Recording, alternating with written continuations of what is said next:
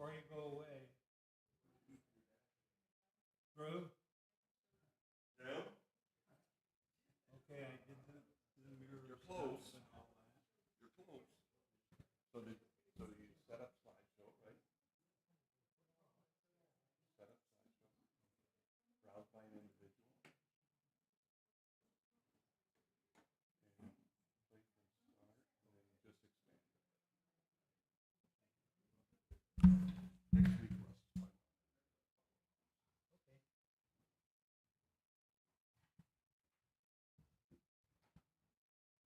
Welcome. Glad to have you with us today. We're here to see something special.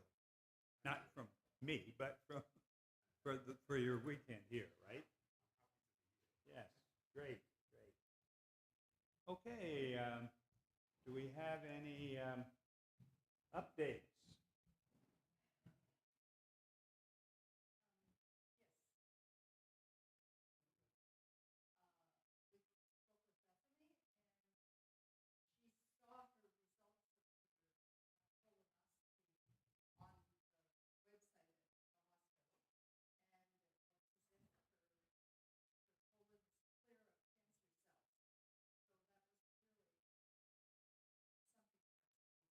Yeah, absolutely. Anything else?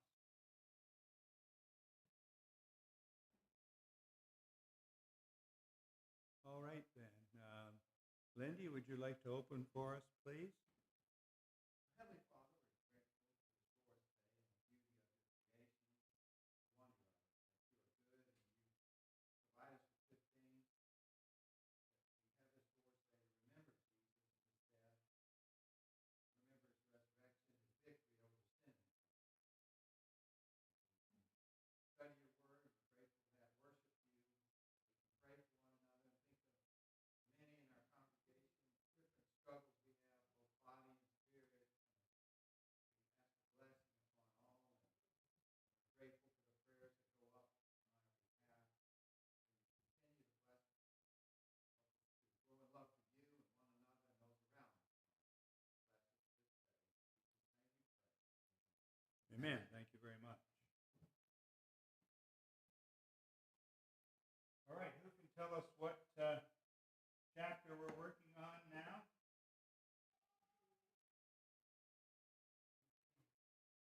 1 Corinthians chapter 13, which is commonly known as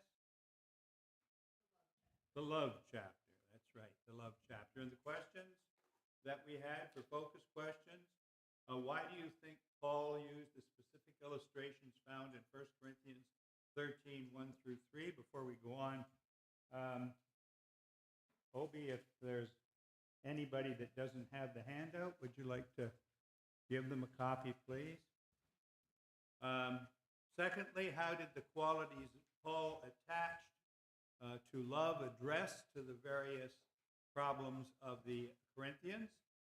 Thirdly, how does love stand in contrast to the spiritual gifts present in the first century?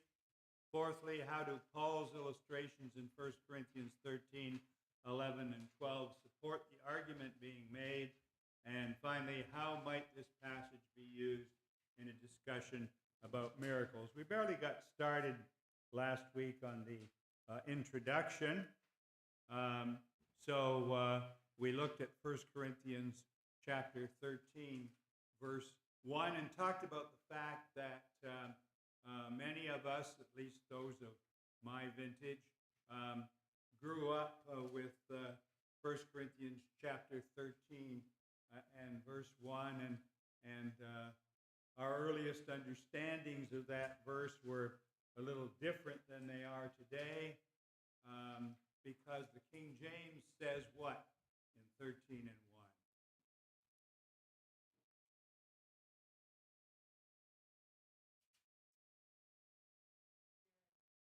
Uses the word charity. Uses the word charity. And of course, in our day and age, our view of the word charity is different from what it was in the King James Version. And we know now, of course, that in more recent versions, the word that's used is the one that gave the chapter its name, the love chapter. It's not called the charity chapter, it's called the love chapter. And we said that the word love is often used but seldom understood. And we talked about the fact that Samuel 18 and 1 describes love there. If someone would quickly read that for us, please.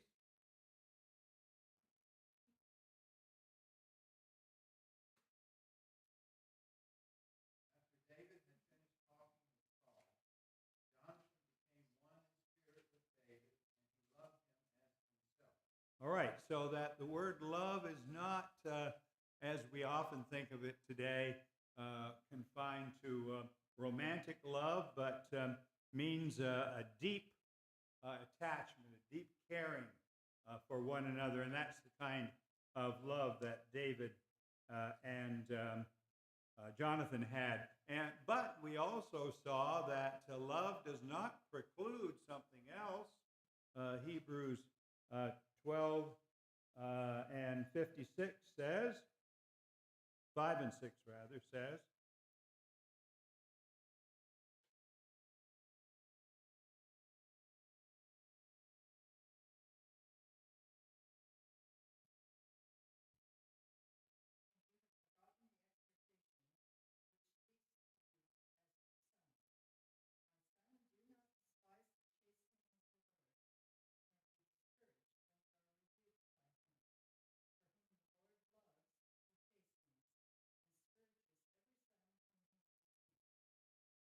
so we know that love does not mean a lack of discipline. Over the weekend,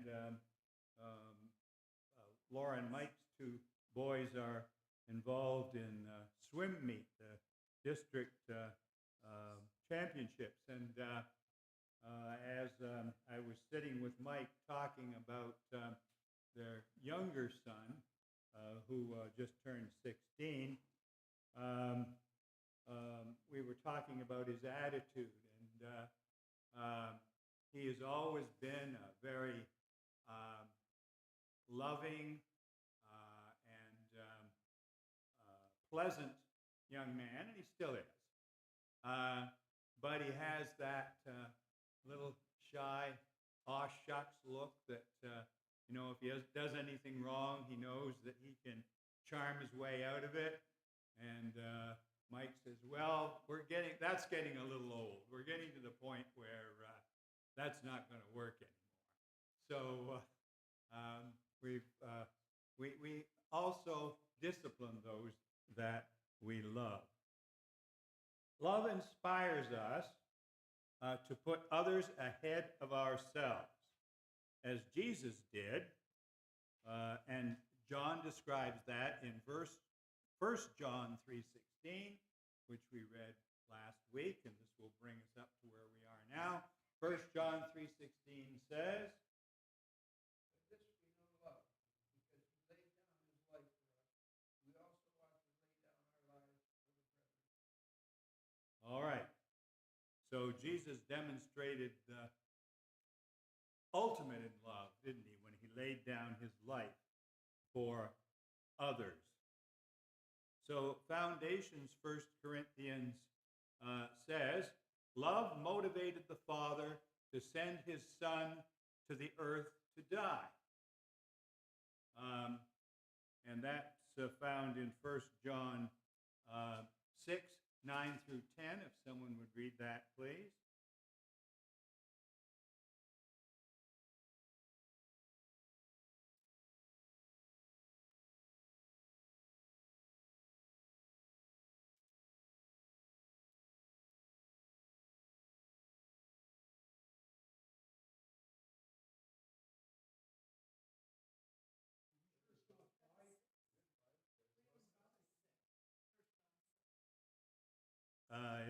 It is not 6. You're right. Yes. I've got that written here, but that's not what it says up there. So it's 4, 9, and 10.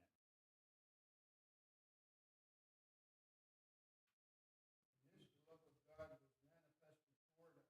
God has sent his only begotten Son into the world that we might live through him. And this is love. Not that we loved God, but that he loved us and sent his Son to be the propitiation for our sins. Now, the difference between what it says there and what it says here brings up another side lesson for us. When I went through the presentation that I prepared last week, that is a week ago, I found several mistakes, but not that one. So you see that even though we are checking things over and proofreading them and so on, we still miss things. So that's just a word of caution. So love drove Jesus to the cross, and love, which is greater than either faith or hope, remains to this day, as we will read in 1 Corinthians 13 and 13.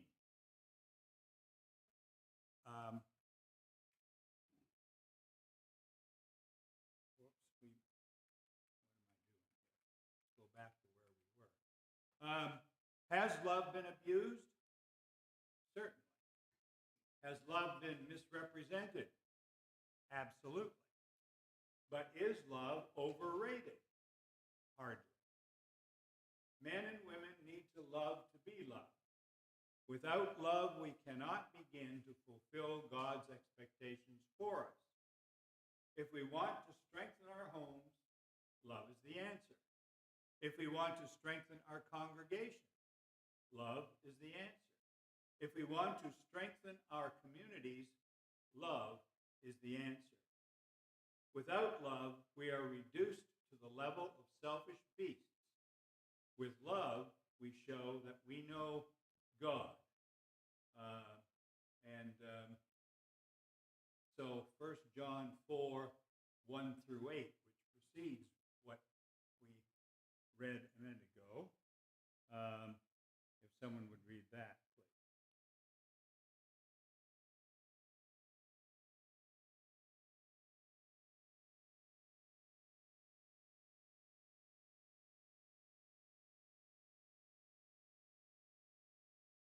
Love, let us love one another.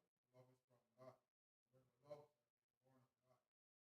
Whoever loves us is born of God, knows God. The one who does not love does not know God, but God is love. All right. God is love. So remember that Paul wrote this letter to the Corinthians in answer to some questions that they had about various items. How had he heard about the events taking place in Corinth once again? Where was he when he wrote this letter? Okay. And how did he learn about what was going on? Sorry?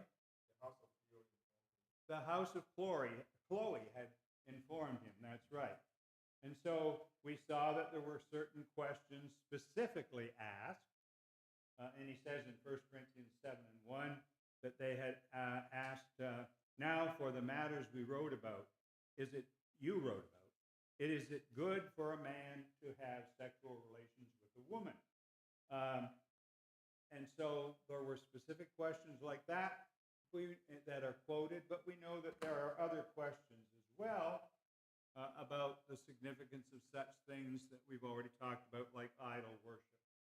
And these questions, of course, that we're discussing now about spiritual gifts and the possible misuse of them.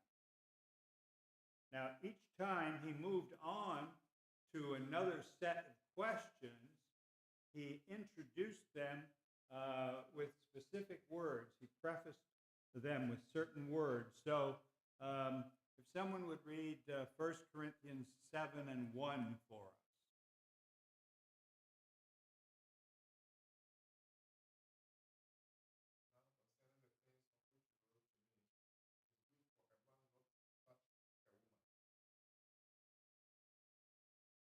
Okay, so he uses the word now.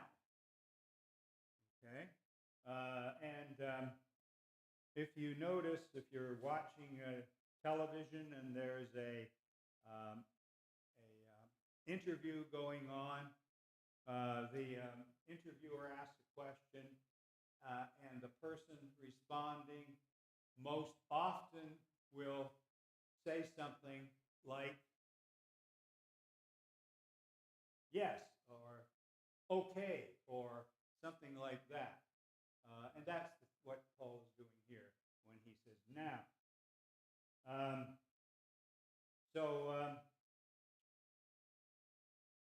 The questions he responds to in chapters 12 to 14, as we said, refer to spiritual gifts. And smack dab in the middle of this section is this love chapter. So as the companion states, the apostle appears to have penned the verses spontaneously, almost as an aside, while he was offering instruction about inordinate competition for highly valued spiritual gifts. For that moment, the apostle set aside speaking in tongues and supernatural healing to the side. For that moment, he chose to speak in a more excellent way, a way that drew no attention to itself. Spiritual gifts were hardly integral to Christian living, but love, Paul said, was essential. It goes on to say, love is extraordinary in its ordinariness. Try saying that fast. Love is extraordinary in its ordinariness. So, it is at the heart of all good marriages and positive neighborhood relationships. We already read, as John said in 1 John 4 and 8, whoever does not love does not know God, because God is love. He further quoted in his gospel the words spoken by Jesus in John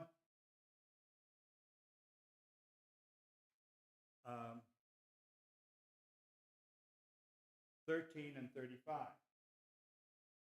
Someone would read that, please.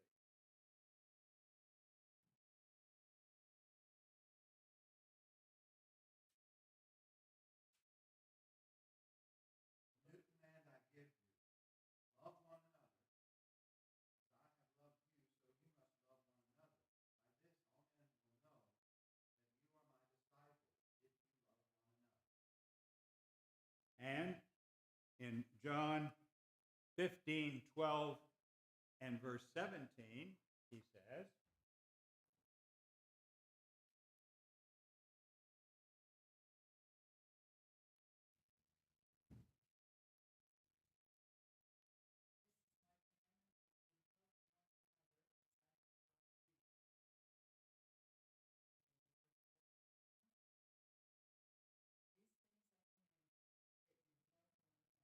all right.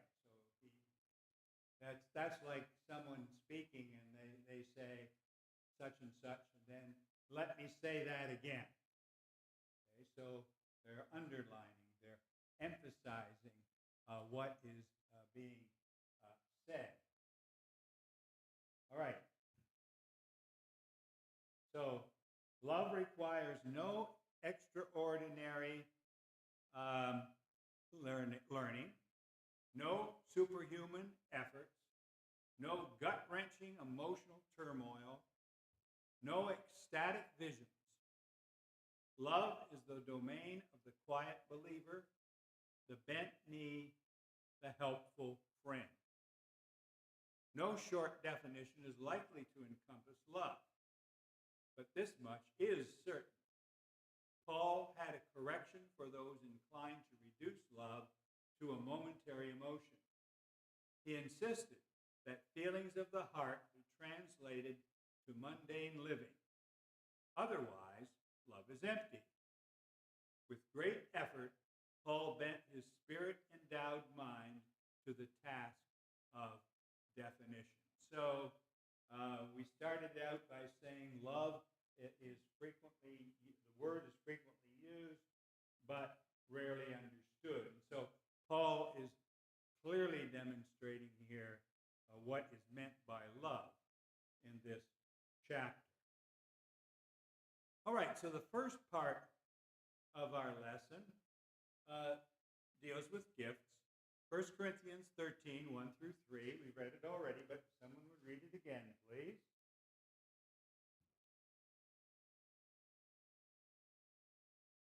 Speak in the tongues of men, of angels, and not love. Anointing tongues, tongue and similar. By the prophetic powers and understand all mysteries of knowledge. By all faith, those who remove mountains, that have not love. Another, give away all I have, and live out my body confirmed. Have not love, is nothing. All right, thank you very much.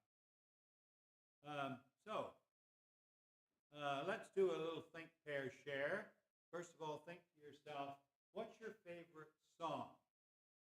Just think for 10 seconds if it takes you that long. What is your favorite song?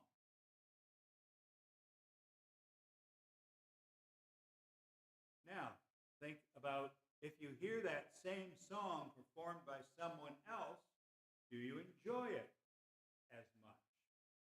Think about that for 15 seconds.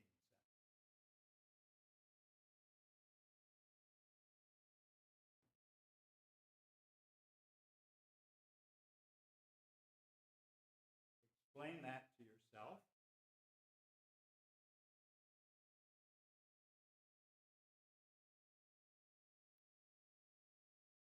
And now turn to your neighbor and share what your thoughts are.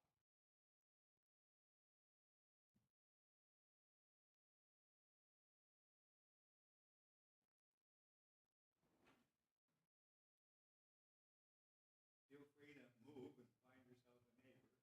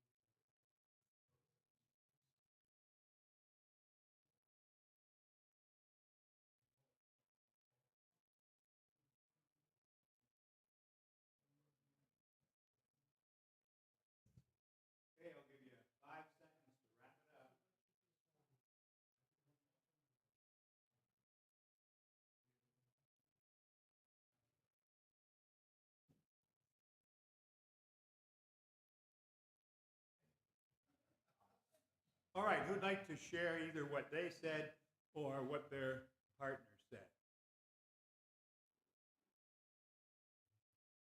There's a lot of chattering going on there, and now all of a sudden you're struck dumb.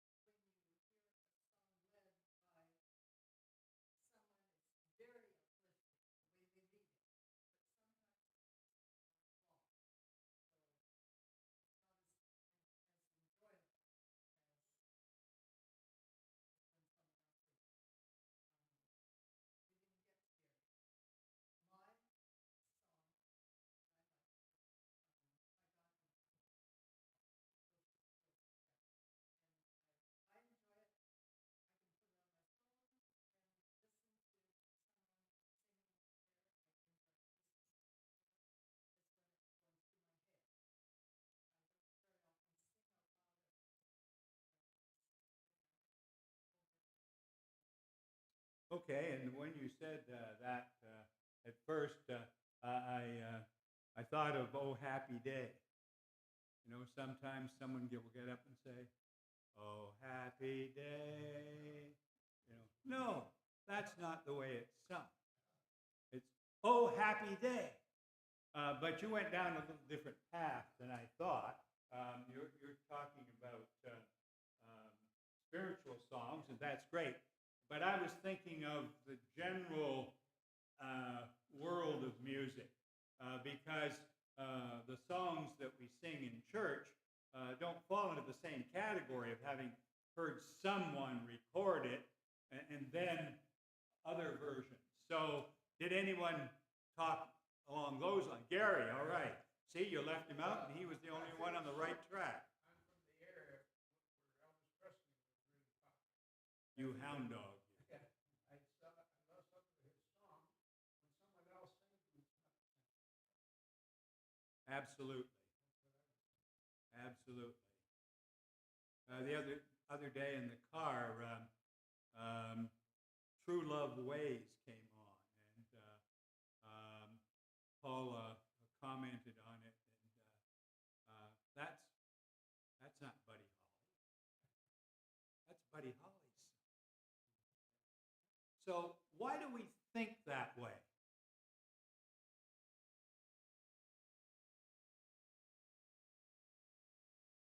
my case, I had a vision of what he looked like when he sang some of those songs. And that vision's not there with somebody else. Okay. Oscar?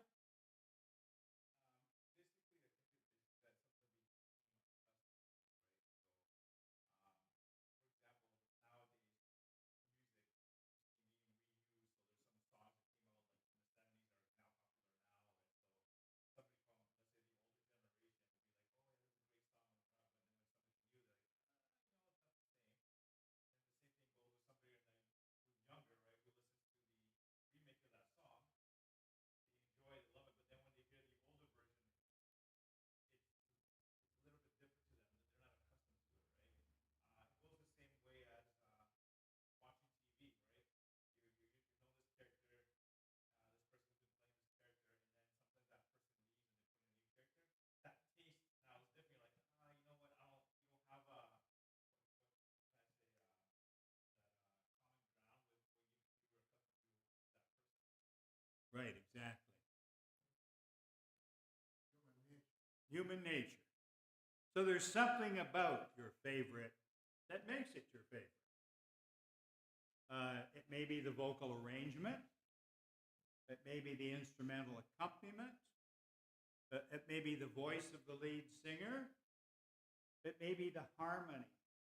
All of those things go into making a recording, and they are transferred to your brain, and you enjoy or not that particular version. So this isn't just something then that is easy to pinpoint necessarily. And that's what the Apostle Paul is talking about in this chapter. Musical acts, activities, or gifts are all perceived differently based on the manner in which they are presented. So in this case, of course, he's talking about spiritual gifts and the way they are presented. Now, the Corinthians evidently not only quarreled over which teacher that they owed their allegiance to, but they also competed with respect to who possessed the greatest spiritual gifts. And again, what specific spiritual gifts were mentioned? Speaking in tongues, prophecy, knowledge, okay, healing, okay, understanding mysteries, all of those things are mentioned. So, since I just mentioned the word, the passage talks about fathom all mysteries. What do you think is meant by that term? And again, take 30 seconds to think about that to yourself. What is meant by the phrase fathom all mysteries?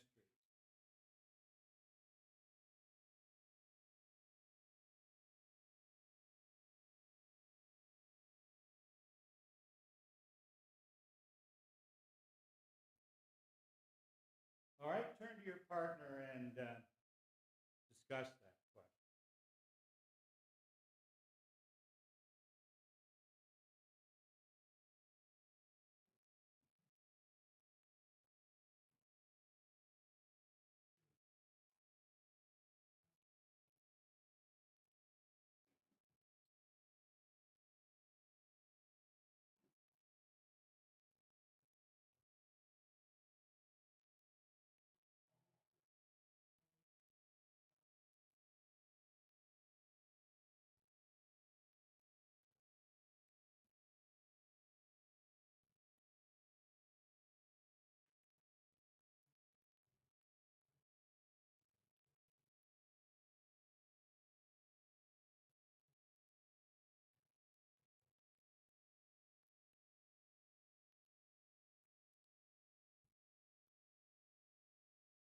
Okay, what do you think? Word fathom is a old word. You use that with anybody who was born after 2000. They don't understand what you're talking about. Everyone, if you're talking about phantoms, the word fathom means to understand. You can understand, you can look into, you can see, you can bring out. Basically, what it means. You can fathom, you can understand everything that is there to understand, or everything that is mysterious, or you can bring it to life, bring it to a point where people can understand it. Okay, so you picked on the word fathom, and that's fair. Not all translations use the word fathom. What other words are used in your version? Anybody? Understand. So what about the mysteries part?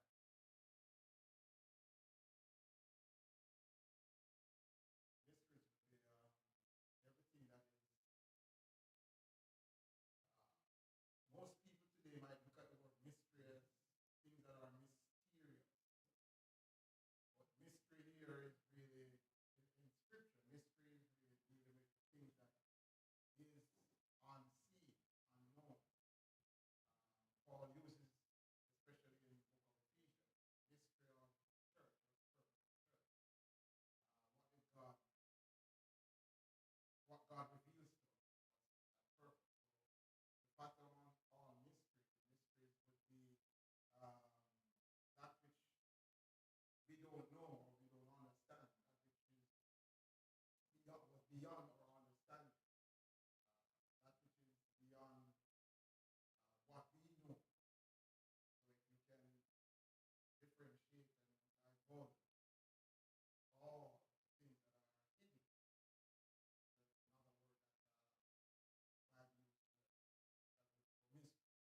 Okay, so obscure or something like that.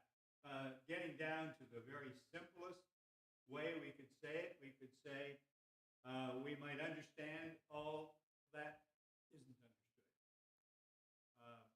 That's basically what it means. Barnes notes, Barnes, of course, is one of the older commentaries, says this, and understand all mysteries. This passage provides that it was one part of the prophetic office, as referred to here, to be able to understand and explain the mysteries of religion. That is, the things that were before unknown or unrevealed. It does not refer to the prediction of future events, but to the great and deep truths connected with religion. The things that were unexplained in the old economy, the meaning of types and emblems, and the obscure portions of the plan of redemption. All these might be plain enough if they were revealed, but there were many things connected with religion which God had not chosen to reveal to people. So remember that many of the things in the Old Testament foreshadow what is going to happen in the New Testament. People in those days did not understand what those things meant. And Jesus taught in parables. And his apostles had to say, what do you mean? What are you talking about? Okay? So things that were hidden, that were not yet clear to everybody. All right. So,